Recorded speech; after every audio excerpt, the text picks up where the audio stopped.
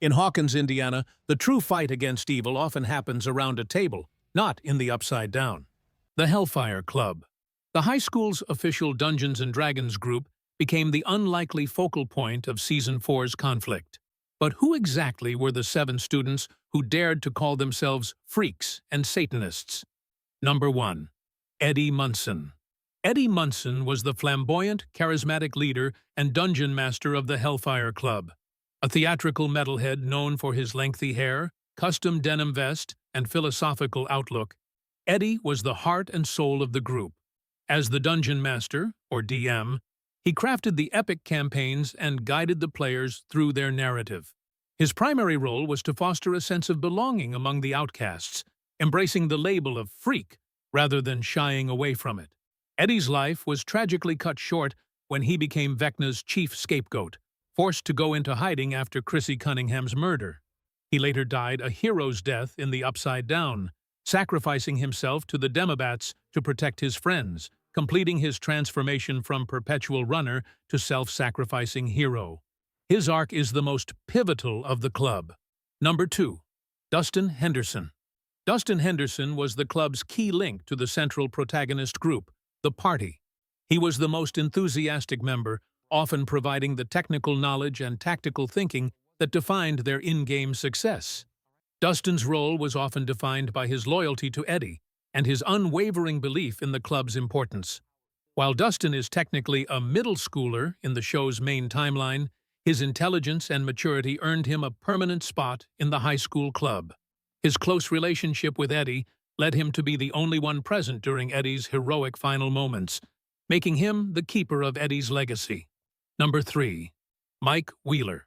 Mike Wheeler was a crucial member of the original D&D party and transitioned to the Hellfire Club in high school. Mike often served as the primary strategist, trying to maintain order and structure during Eddie's chaotic campaigns.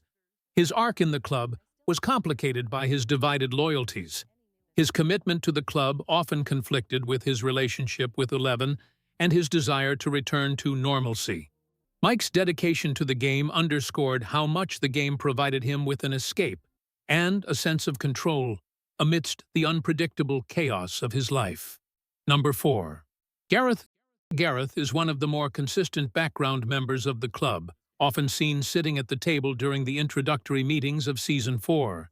While he doesn't have a large amount of dialogue, his presence establishes him as one of the club's loyal veterans. His function in the script is largely to reinforce the club's atmosphere and provide the necessary players to begin their epic campaign, the Cult of Vecna. He is often seen reacting to Eddie's theatrics, providing the necessary grounding for the scene. Number 5. Jeff. Jeff serves a very similar role to Gareth. He is one of the steady, less featured members who rounds out the central gaming group. He is present for the frantic meeting in the Hawkins High cafeteria and is clearly dedicated to the campaigns. His significance is that he, along with the others, represents the community of social outcasts that Eddie fostered.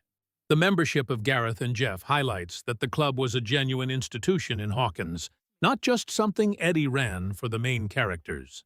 Number 7. Lucas Sinclair. Lucas Sinclair is perhaps the most reluctant member of the Hellfire Club. While he enjoys D&D, his focus in Season 4 was split between maintaining his status with the basketball team, his strained relationship with Max, and his friendships. He missed the critical first session because of his commitment to the championship game, a choice that caused friction with Mike and Dustin. His primary role in the club was to serve as the conflict point, the member who tried to balance the nerd world with the jock world. Despite his internal struggles, Lucas's eventual decision to fully rejoin his friends to fight Vecna proved that his loyalty ultimately rested with the Hellfire Club and its ideals. The method of attack and intent. The way they use their abilities highlights the chasm between the two rivals.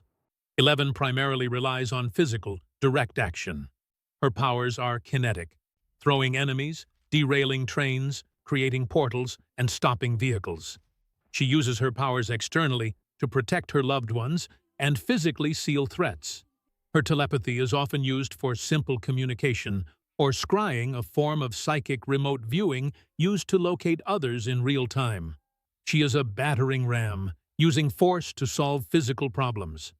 Vecna's method, however, is internal, psychological, and precise. He is not a physical threat initially. He is a mental predator. He attacks by projecting himself into the minds of his victims, exploiting their deepest trauma, guilt, and regret. His process is ritualistic, visions, haunting, and finally, the horrific, bone-snapping completion of the curse. He uses his power to dominate, destroy, and consume, not protect. Furthermore, Vecna possesses an ability 11 has not demonstrated: the power to project his consciousness and establish a mental connection over vast distances within the Upside Down, allowing him to orchestrate his entire operation from a central location. This difference in method reflects their core intent. L defends life. Vecna weaponizes pain, limitations, and weaknesses. Their weaknesses provide the clearest battle plan for the heroes. 11's main limitation is physical depletion. Overuse of her powers leaves her weak, temporarily powerless, and susceptible to injury. Her abilities are also limited by distance and line of sight. She often needs to be near her target to deliver the greatest impact. Her power can be stopped by physical barriers or by being overwhelmed by stronger, sustained forces, as seen when she struggled against the Mind Flayer in Season 3. Vecna's weaknesses are almost entirely psychic and emotional.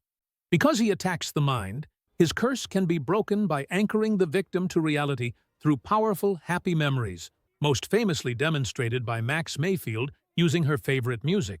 Music acts as a psychic life raft, pulling the mind out of Vecna's mental plane. Another critical weakness is that the completion of his curse requires 4 victims to open the massive, ritualistic gates required for the full invasion. He cannot simply breach the world. He needs to systematically murder and harness that energy.